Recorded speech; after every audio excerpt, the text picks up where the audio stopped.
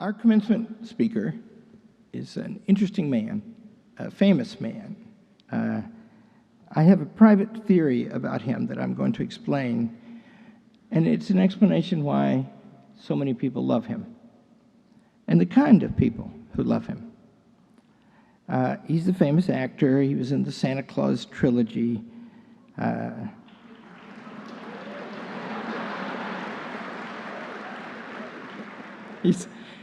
He's Buzz Lightyear.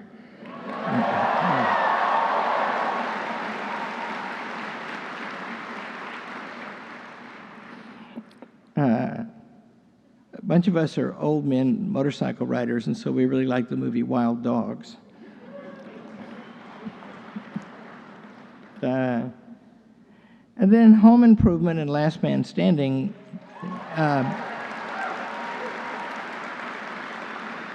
When was the last show? Was it shown this next Tuesday? Thursday. Next Thursday is the last show of Last Man Standing. You should all watch it. Now, I haven't mentioned what is far and away his greatest movie and one of the greatest movies ever made. It's called Galaxy Quest.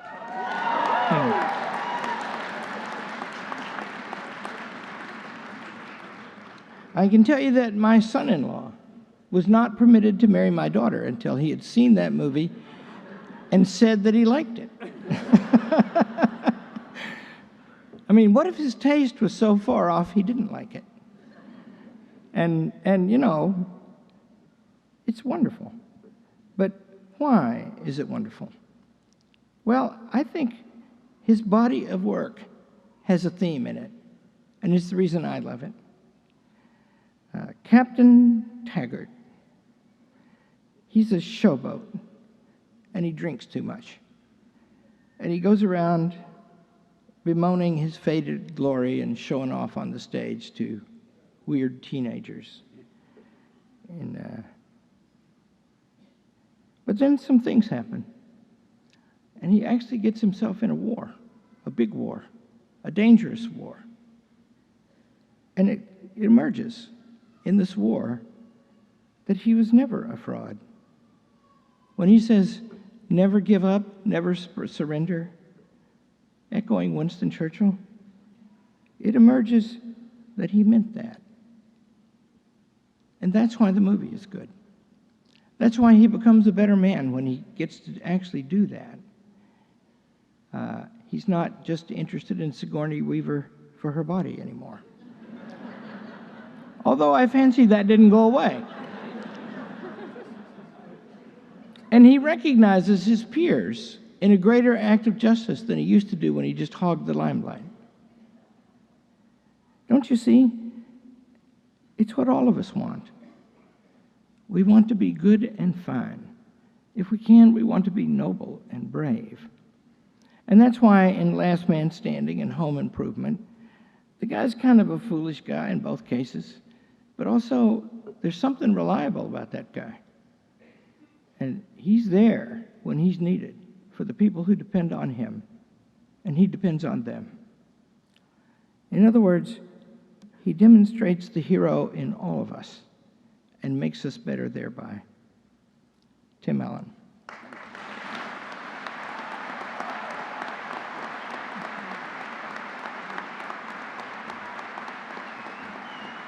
Woo. Thank you. Christ.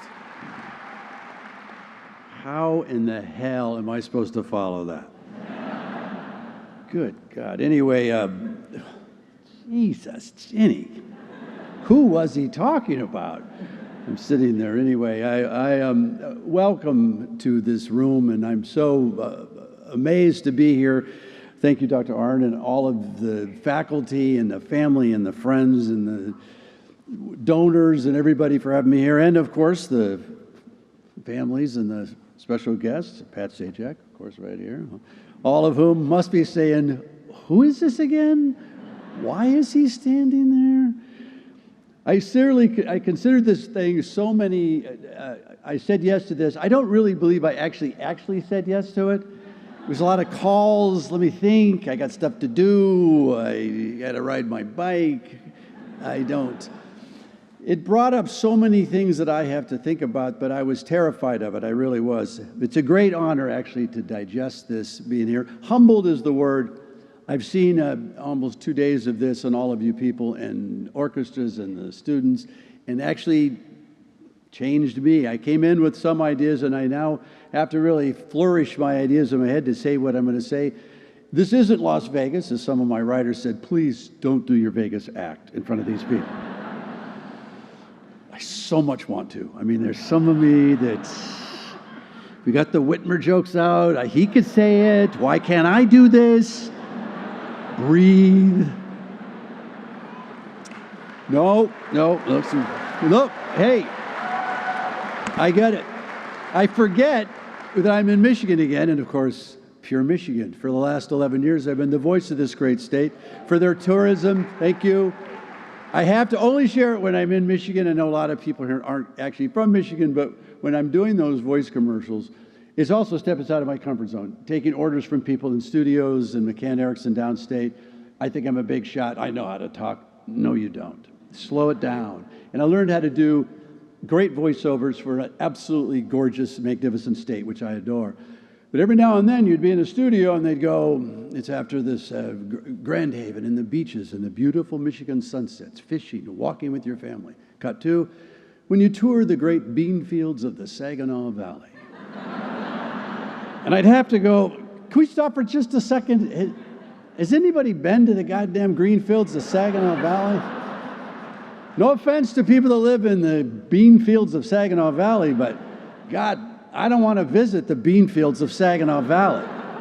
You go to Bay City, there's a river walk, but let's move quickly past it to Quamanon Bridge and get up north. Yeah, I honor this end of the chapter in your graduate's life, the class of 2021 Hillsdale. Applaud you guys. It is an amazing day, and now it starts a new chapter, and that's kind of where it came from to me, what my college think.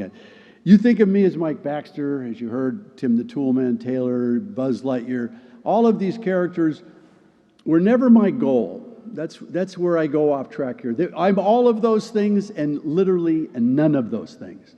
To be honest with you, I'm a family comedian on television. I do Disney movies, Santa Claus, for God's sakes. And the truth is, I hate children. Sorry. One of mine is right there in front of me, and she hears this. I'm fond of you. I did the Santa Claus movie, and it was one of my prayers in a bad part of my life. I asked God, I want to be on the Johnny Carson show. And I prayed and I prayed and I prayed in a desperate time of my life to focus on that. I got on the Tonight Show, but never as a comedian, which is what I've been for 44 years. I was on there for Home Improvement and Santa Claus, and I was telling God, damn it, I hate children. How did you do this to me?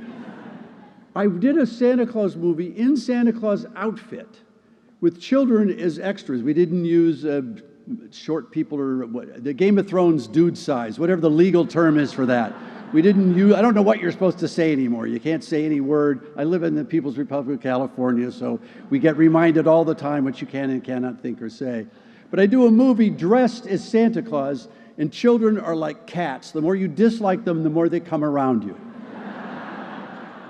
I walked into the dressing room with the director. I said, "You got to keep these damn kids away from me. They're bugging me, asking me about this, asking me about that." He said, "You got to slow down and stop using the F-bomb in front of these kids, all right? You're dressed like Santa Claus." I said, "Oh, hell, I am." I looked in the mirror. I said, "Well, I get it." And I had kids asking me, because they're wonderful, but kind of stupid. Come on, kids. You know, what does Santa Claus eat? How the hell would I know what Santa Claus eats? I come up a reindeer, I guess. I mean, it's all I could come up with. I was a lot of pressure to do this gig, so I went online and I looked up a lot of other commencement speeches, how they do them. And generally, the good ones had somehow a music track behind them. And I thought I couldn't really afford anything. I have a buddy has a polka band in Kalkaska. That didn't seem right. seemed a bit Germany Oompa-y thing. So it would help me if you visualize oboes, bass, bassoons behind me right now. It'll help with everything. Just in your head, consider a big band back here, because maybe it'll work, maybe it won't. About me, I started my love of philosophy. That's what I went to school for, religious studies, philosophy, design. That's where I started. So I say that with part of my history is the foundation of my present moment. I sit here and I accept, as everyone must, I think, the blessings in their life. But if that is true, the blessings make my life. So are the tragedies of my life and the mistakes. They define me as well as my blessings. Self-will or determination, that's been my life. All through my life, the arguments I've had with God, is it your will, or is it my will, or is it determined? If you're a philosophy major, you get into this a priori and determination. If you're a physics guy with the slit experiment, hey, it might be both. So study physics and you'll go freaking nuts. That's what'll happen. Tragedy defines something in my life. Age 11, my father was killed tragically. We lived in Denver, Colorado, and my world turned upside down.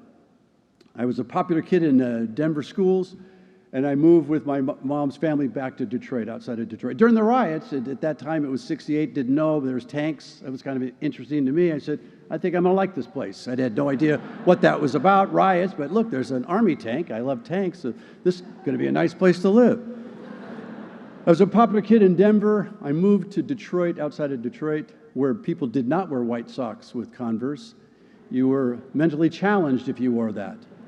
My family name is Dick. I had adolescent acne. I was a new kid in the school, from popular to geeky. I knew immediately about horror, cruelty, judgment. It was in my face all the time. I reacted with anarchy like I normally do. I withdrew. I learned how to lie effectively. I mean, that's literally what I do for a living. I say shit that doesn't mean anything to me, but I hope I say it well enough that you say, hey, that's a great thing. I get it.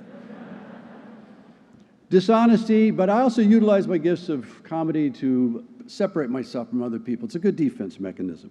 I became exactly like Che Guevara once knew, you became what you resent. Every revolutionary will come up to this point where they become exactly what they hated. Just look at Cuba. Everything I envied, I was jealous of, I became that. I did what I did to become a very popular kid in the school downstate.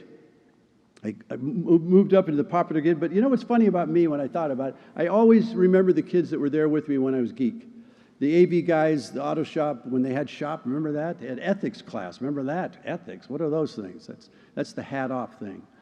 But all the kids that were there with me when I was a geek, never forgot them. As it turns out, every class reunion, you go back to my school, and all the geeks run companies. All the cool kids are living outside of barns. I'm going to get a job one of these days. Yep. I want disability from GM. I thought you fixed your knee. Yeah, well, now it's my other side. I worked that other side, and I got a disability thing. I was never a very good student. School got in the way of goofing around. I was sent to the principal's office. I can't tell you how many times for being a disruption in class. Now, I didn't look at it that way. I was funnier than the teacher. He hit me with a ruler once and slit me from here to here. He apologized. I said, it's not your problem. I went down. Very big problem when a teacher draws blood. I don't care what area you're in. It's not good. I come home. Every parent that I stop, oh, my God, what happened? I get home. My mother looks at me, and she goes, what did you do? The great mom there is 9 of us, raised us well, kind of. Just was fatigued at one point. Her line to me always was, Tim, you aim too high. Remember, the glass is half empty, Tim. Think about a civil service job, you know. Work for the government. Oh, God, no. All my favorite teachers all my life are the ones I hated at the time. The ones that actually taught me something. Miss Arner, English teacher at my high school. Hated that woman. But she demanded that I explain what anarchy meant to me. She didn't care that I was an anarchist. She didn't care that I didn't believe in the American government. She just said, well, explain your position. Oh, that's interesting. I liked that. I didn't like teachers and professors that taught me what to do, but what to think. I don't want to give his name away. He was my painting teacher in college.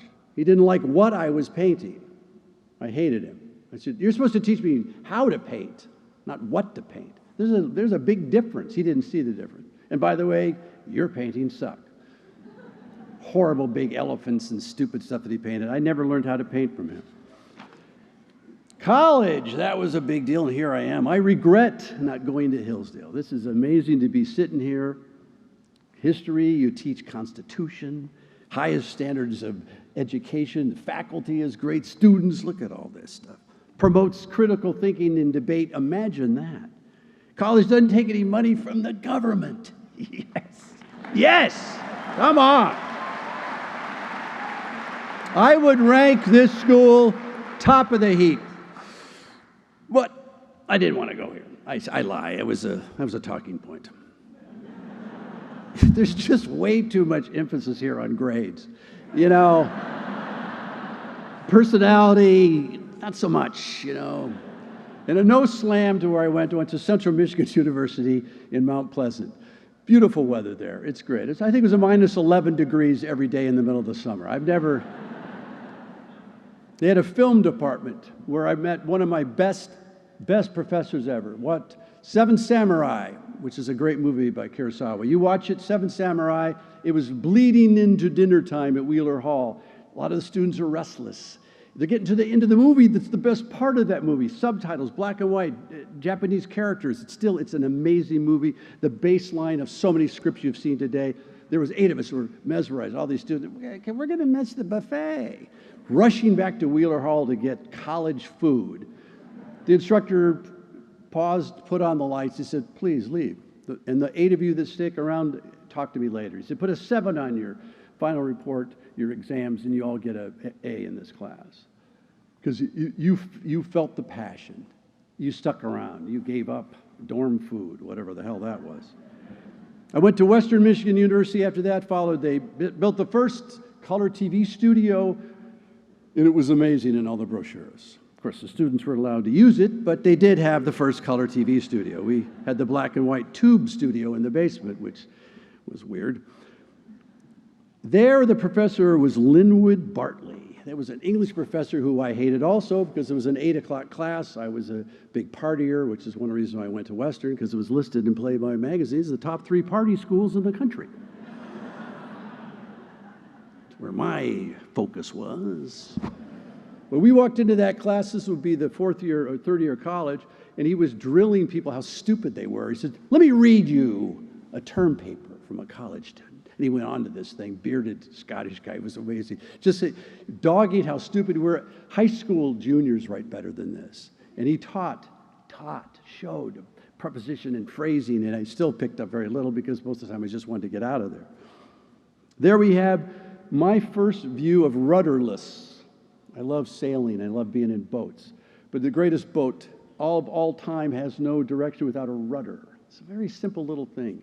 The only thing you control in a sailboat is the attitude of the sails, the attitude. You don't control the wind, the water, the sailboat really. You have the rudder and the attitude, and that comes back to me. I had no direction at this point. I was pointing to certain things. Not knowing what's going on next. And I applaud all of you. If there's one thing I would say that I wish I did differently was get a direction. As uncomfortable and as scary as that seemed to me. 16 years you learn from the party bosses. Yep, we're all communists when we're born because you do what the party says upstairs, you wear what they tell you what to wear, you eat what they wear. You are a communist little child. As you grow up through high school, it's kind of democratic socialism, but you're still doing what somebody's telling you to do. You learn. It's one thing at a time when you're a kid. Simple. Monkey bars, what are you going to do next? Oh, I'm going to get that next little handle right there. That's the next one. Very simple. Then it's people telling you, get dressed. You're going to be late. Stop lighting your brothers on fire. It's one thing. That's the funniest thing about men. You've got to keep men busy. Give us any time as kids, you were going to hear 3 words. Hey, will it burn? 12 years of that, you get some education. I moved on to college. That's where I started making some of my own decisions on a practical level. Laundry, how to cook stuff, get to class, learn some responsibility. That's where I developed a really good relationship with what I call the ego. The ego definitely is not my amigo. Ego is always there until there's pain, trouble, or law enforcement. Then the ego gets out of your system and it hides someplace, leaving the meek, soulful guy, I'm not quite sure what just happened. Options can be a bit uncomfortable. They certainly were for me. I found that the smallest decisions that I made the greatest impact later on. It's amazing. Again, a rudder, little small declinations in that rudder can send you out of a very different direction.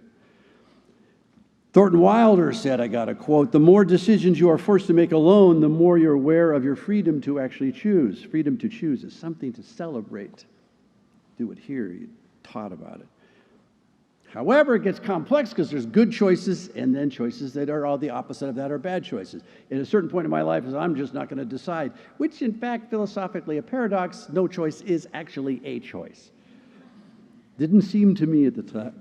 Excuse me. So there I am, graduating from college. No clue what I was going to do because I never thought about it. I was too busy partying and not listening. So I decided to go into sales. Wasn't what I studied, but you can make a lot of money in sales. Unless it's the wrong kind of thing you're selling. So there I am in a federal penitentiary going, now what mistake did I make here? I learned a lot in prison, I really did. You right out of a good family structure.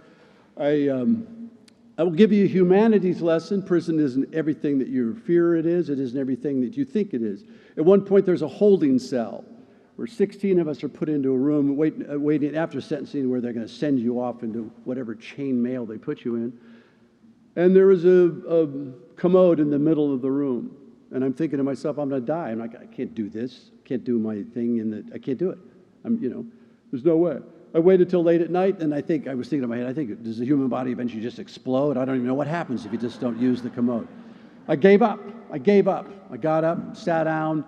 People coming out of their cots, they said, oh God, here it comes, some sort of whipping or some sort of... They stood in a horseshoe around me, staring at me, and as I proceeded, they all turned around and formed a privacy hood around me. There's humanity where you least expect it, people. But I also learned one thing I've told every group that's asked me, what'd you learn in prison? I said, the biggest lesson about prison is don't ever sell drugs to cops. That's it. It's not fair. Now it's legal. And now California is on corners. They sell it because it's good for you. It's legal. And I remember Obama used to say it's not fair. I'd usually say, what the hell does that mean? Just take that word apart. Fair, what the hell does it mean? I tweeted it, got in real trouble because it got, Twitter. You never know what you're going to say to piss them off. And I got some guy from Iowa says, fair is where a pig goes to win a ribbon.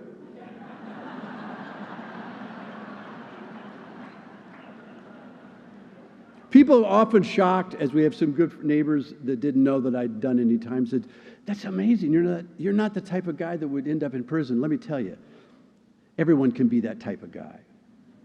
It's about missing opportunities, being rudderless. It's about choices. God, you're right here, guys. I was missing mentorship, decision-making, any kind of moral compass, even though I went to church all my life, although never quite understood it. Because I was an Anglican, Episcopalian, so when the bishop came, I was an altar boy. He had that garbage can on his head or whatever that weird basket is. And I was whispering, what part of the Bible is that mentioned, that thing, the conal thing? No answer from the bishop. He wasn't allowed to talk to me. You got to be in that little kneel on some little weird thing and you can't move. And I was wobbling the whole time, didn't have enough liquid. Anyway. Moments of clarity have helped me all my life, and that is the grace of God to me. And even though I didn't ever admit it, and after the death of my father, I hated God of my misunderstanding, but every now and then, right before I was sentenced to my well-deserved crime, I had a moment of clarity, go on stage. And downstate in Detroit, I set up for the Comedy Castle, wrote 20 minutes of material, went and practiced, left them laughing, did all the things required of me, and focused and engaged. The owner said, you got what it takes. I think he put you on the Saturday schedule. It's going to be great every Saturday. And I go, look at me, a little problem. I think I got to do 38 months before that Saturday. To this day, that guy always mentioned how dry I was. Oh, great, Saturday. Well, that'll be in 38 months. That's kind of a Saturday. And he goes, it happened, though. It gave me something to look forward to. Viktor Frankl's great book, Man's Search for Meaning. In no way do I assume any of that, but he pointed his energy to engagement on something past the horror that he was going through. Amazing book. Aim where you want to go, not where you don't want to be. That's what I learned in racing. I used to race Ford, Trans Am for Ford Motor Company. Went through race school. And if you stare at the wall long enough that you don't want to hit, guess what? You're going to go hit that wall. Do not aim where you don't want to be. Keep that off of your radar. Aim where you want to go. Passion. That's what it was. Learn what your passion was. Make better choices, I thought, when I was incarcerated. Passion. You look it up. If you look it up, Webster's, if you can believe him. Webster says, whoever Webster is, Webster says passion, intense sexual desire. Whoops. All right. That's a bit awkward. Let's go to number 2. They have another one underneath it. A love or desire or devotion to some activity, object or concept, an emotion that is deeply stirring, ungovernable. Right. Another moment of clarity for me. I started reading biographies of people unlike me, what they did, and believe it or not, I don't care whether different gender, different tribe, they did things that, well, I could do that. It was formidable to me. Another moment of clarity is accomplishments are relative. In prison, if you do what you're told, and I did what I was told finally, I needed that guidance. I did exactly what I was told, mentored other people in the religious studies. I did Toastmasters. And eventually, you get out of group cells, you get out of the dorms, you get eventually moved into you move up the food chain. I was so proud of my movement, I called my mother on a collect call, which it always have to be, from the prison. Thanksgiving, I could hear all my family in the kitchen chattering, and she goes, hold on, Tim's on the phone. What's up, Tim? Guess what, Mom? I got my own cell. Hold on a minute. Hey, Tim's got his own cell, everybody. That's good. Dave just got into U of M. Bruce just graduated. Steve's at Purdue, but Tim's got his own cell. Thank God I've got something to tell the Bridge Club. Don't call here again. How do you know what your passion is? For me, I knew what it wasn't. I was lucky enough to get a job at Tool and Die because I love cars. I love building cars. I got a Tool and Die shop job over a summer between my semesters at Western. And I made locating pins on a Sheldon turret lathe. I realized I never could do that without killing myself. You made 80 locating pins a day. That's what you do. It's 126 different movements. That's it. I so applaud anybody that has the peace of mind to do that. I'm too ADD. I could not do that. Knowing what you don't want focuses on what I did want. Lily Tomlin did a one-woman show, which was terrific, by the way. Played a homeless person. She said, I should have set my goals more specifically what I wanted to do instead of a homeless girl. Set goals. It was really the way she said it. Make people laugh to me. All my life has been more rewarding than anything, and I never thought of that as passion. That's what it was. Don't repeat this. I would probably do my concerts for free. Now the ego goes, bullshit. That's the only use for the ego, really, is dealing with the IRS. That's what you need. I just have to, this just was this week. The IRS had a refund check coming to my office for a considerable amount of money. They had trouble finding me. It's 2 years. They couldn't find me. But they could find me immediately to tell me that they couldn't find me. And when you're audited, do they have any trouble finding you? No. Can't even say what's on my mind about the IRS. Goal setting. There's a difference. Juan Montoya, the race driver, said focus is different than goals. Wishing is different than focus, rather. Wishing I was successful is one thing. Focusing on successes, they sound the same, they're not the same. Aim where you want to go, not where you don't want to be. You have to, wishing to me is like sitting in a car and revving the engine. Well, it seems like we're moving. The motor's running, everything, I'm in the car. You're just putting stress on the engine. Focus and goals, put it in gear, engage and go. That means making, move, go, engage. They seem very similar, but they're not. I read about successful people in my job. It was more about people. Then I started zeroing in on people that, you have to go 1961 to see Lenny Bruce's speech at the Purple Onion. You can't even talk about it on Twitter now. Go read what that guy said about language and thought. What that comedian said, he went dark after that, but his story is amazing. Richard Pryor, who I saw in Detroit once, changed my life. The way he could do that, that became what I wanted to do. What are the diversions?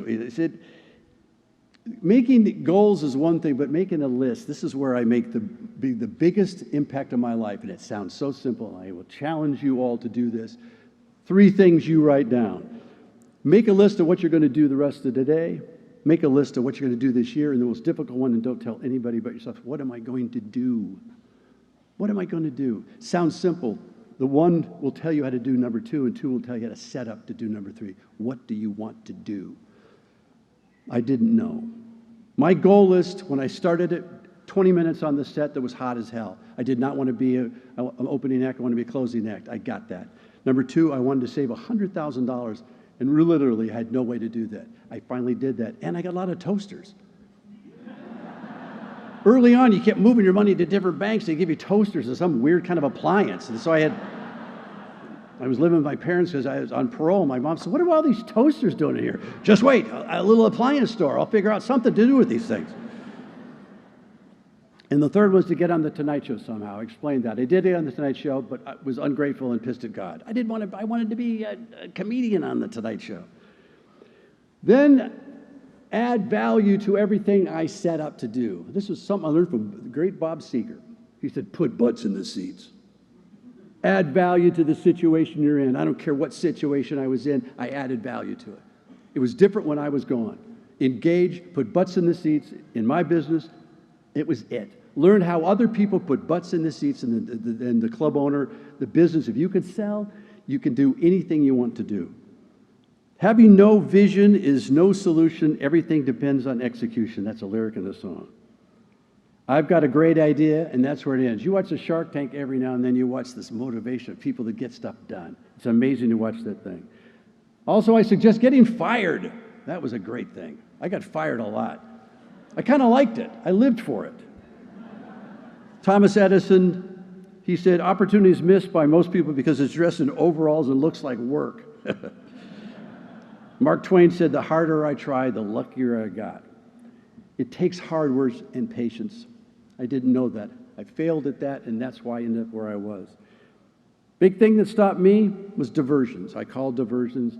And the biggest one, because I'm in a cult written by Bill Wilson, and it's false evidence appears real, which is fear. Fear stopped me from doing everything coherent in my life. I was afraid of shadows. Great story. I took my older daughter to school once, and a shadow came across the windshield. I shrieked, and I pulled into it, almost hit a tree. And the fear of what was going to happen was caused by a butterfly flying between the sun and my car, and that shadow. The fear of that was huge. I'm scared of butterflies now? This is awkward. People spend a lot of energy spinning wheels, irrationally on fear. Again, Mark Twain. I've had a lot of troubles in my life, most of which never happened. It will stop you. And of course, my favorite, ego. Boy, not my amigo. I always think of ego as a necessary, I can't even remember the name of the book. As soon as we had a moment to think about our activities, men will light a match, women will think it's doing something useful, men will just, I wonder if it hurts to do that. Here, try this, stick it. Yeah, that hurts, you try it. No, that really hurts. This tastes terrible. Here, try that. Why would I eat that? But I did. My older brother, this makes me throw up. Here, you try it. It makes me throw up too. Okay, let's keep eating that. You can't have a human being that's grateful with his hands full of toys. Every little baby I've ever had have toys in their arms. As soon as you pull out another toy, they go, mine, mine, mine. As if God was saying, you have your hands full. I can't give you anything more unless you let some of that go. You got to pass it along. You got to move it along. And babies, I don't think we ever really grow out of that. Get out of your own way. That was my problem. God's always there in my life, but he's polite and doesn't like to interrupt. Constantly talking to myself. And the ego pretends to be good, in me anyway. My best advice that I never took, again, I love these, Albert Einstein said famously, I hope someone invents air conditioner. Oh, that wasn't him. That was a joke somebody wrote from me. I'm not taking credit for that because it just didn't land. He actually said, I'm not a genius, I'm passionately curious. Curiosity, man, that was great. Of course, my mom said, it killed the cat.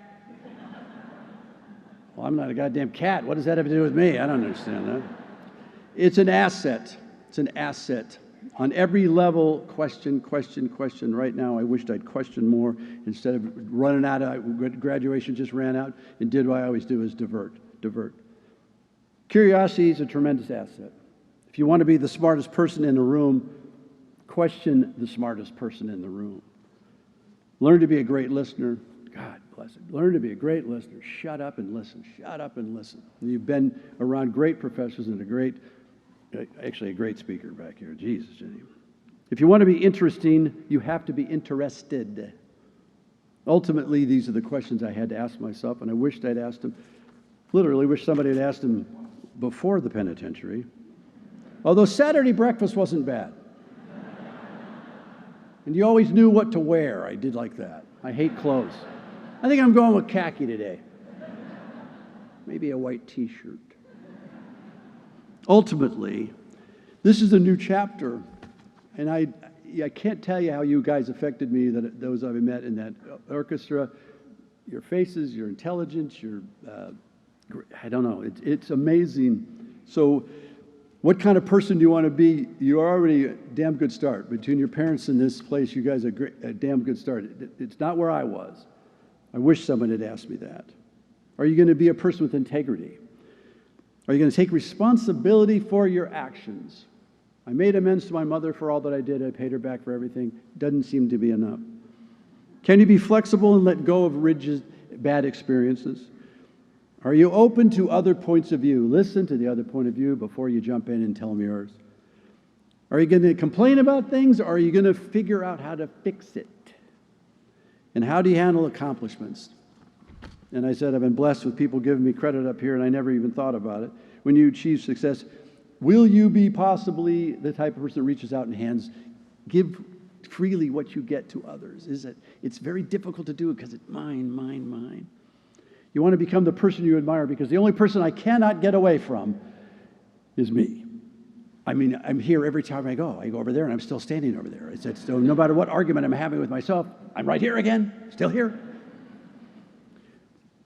Humans are not plants. I've heard that. We need each other. There's a story that changed another one of these watershed moments in my life. Me and God have had this weird relationship, and as a philosopher and studied so much, you end up asking dark questions, and there's no answer to it. As some famous guy in one of my scripts said, it's only God's will when we like it. If we don't like it, that's free will. That's Satan. Well, didn't God invent Satan? No, he couldn't invent Satan. I don't know. Didn't he harden the Pharaoh's heart? Couldn't he just let him go? I had these questions as a kid. So I've always had these problems with the God of my misunderstanding. I had a terrible racing car accident and ripped open a big fissure in my gut. So they have to close up the gut. But for a period of time, you have to use called a stoma to remove waste products. So there's a tube sticking out of my side, and there's a tube sticking out of my throat. I'd had some family problems at the same time. I was losing weight. It was not getting better. And I stayed in the hospital, and a buddy came by who has since passed, dear friend of mine, but he came by with a movie, and another friend came by to talk. Didn't want to see anybody, but I did. And then they gave me food for the first time. And the doctor came in, not even moments later. It was about a half hour later. He saw the look on my face. He goes, I knew what he knew. It wasn't working. My digestive system wasn't working.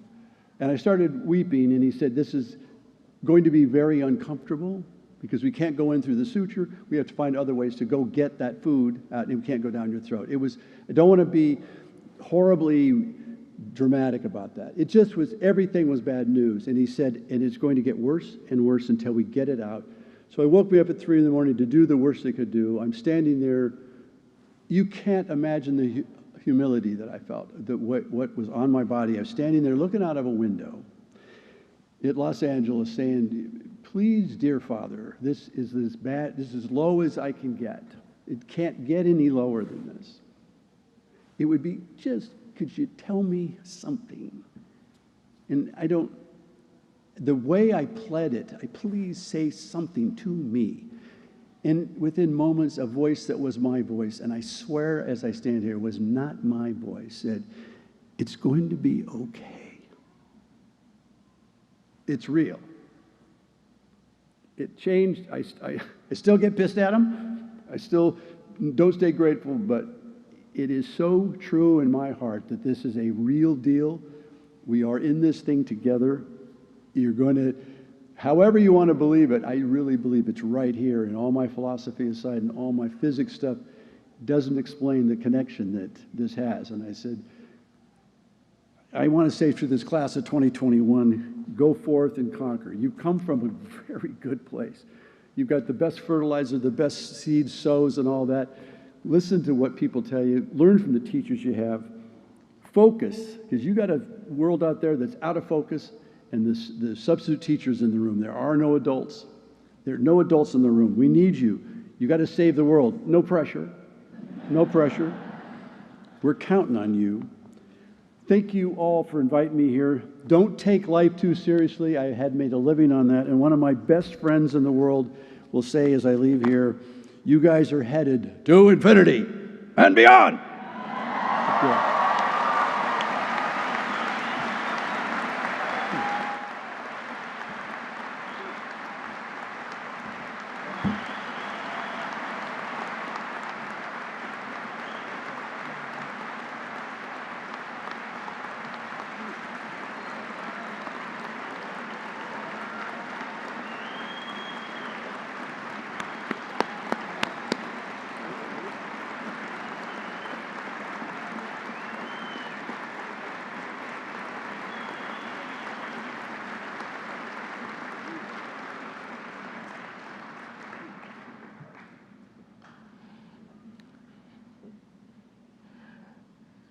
I have a lot of evidence that that was a great speech by your reaction, but a particular one proves it. My wife has a way of looking at me sideways with amused disapproval whenever I'm showing off. And she's had her look on it, that look on her face for the last 25 minutes.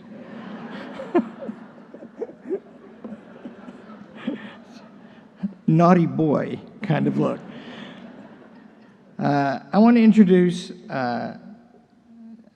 Tim Allen's wife, Jane, and his daughter, who has yesterday become a member of the class of 2033. Would you stand up, please? Yeah.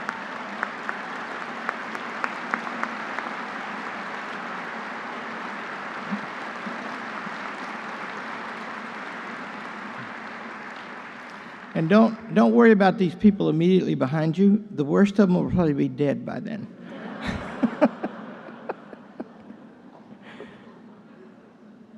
Tim, please come. In thanking you for being here and for your career, which is a great thing. And on behalf of the faculty of Hillsdale College and with the authority invested in me by its Board of Trustees, I hereby confer upon you the honorary degree, Doctor of Fine Arts.